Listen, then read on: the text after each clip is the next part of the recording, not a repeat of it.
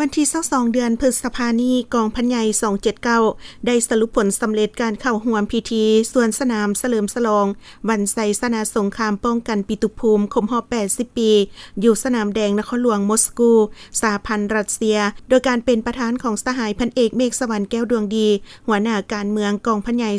279มีคณะพักคณะบัญชากองพันใหญ่279ตลอดฮอดพนักงานดักหบที่เข้าร่วมสวนสนามที่ประเทศรัสเซียเข้าร่วมสหายพันโทสุวินสารประเสริฐหัวหน้าการทหารกองพัน792กองพันใหญ่279ได้ผ่านบทสรุปในการเข้าร่วมพิธีสวนสนามเฉลิมฉลองวันไสยศาสนาสงครามป้องกันปิตุภูมิครบรอบ80 ปีอยู่สนามแดงนครหลวงมอสโก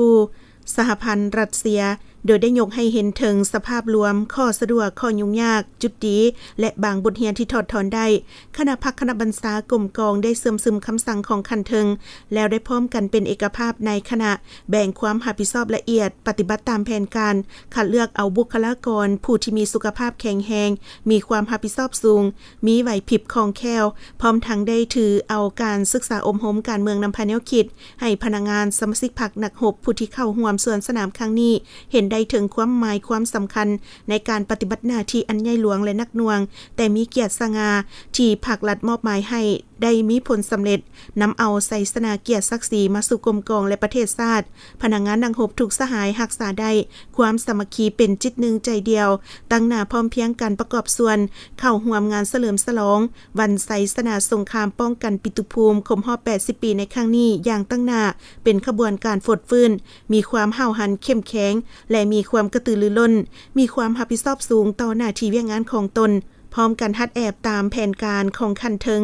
บรรลุตามจุดประสงค์คาดหมายนอกนั้นหลังจากได้รับคำสั่งฝึกแอมหำเฮียนอยู่กรมกองจนฮอดมือเฉลิมฉลองใหญ่คณะรับผิดชอบซี่นำรวมและวิสาเฉพาะที่เกี่ยวข้องก็ได้เอาใจใส่เฮ็ดเวียกงานรับประกันที่ได้รับมอบหมายเพื่ออำนวยความสะดวกให้กองกำลังเข้าร่วมสวนสนามในครั้งนี้เป็นอย่างดี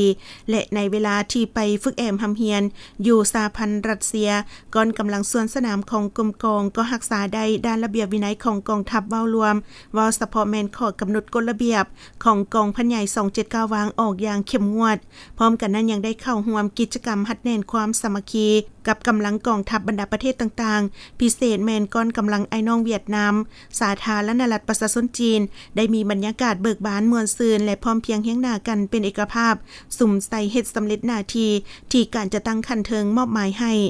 โอกาสนี้สหายพันเอกเมฆสวรรค์แก้วดวงดีได้แสดงความย่อมเยาสมเสยต่อคณะรับผิดชอบก้อนกำลังสวนสนามตลอดฮอดพนักงานนักรบทุกสหาย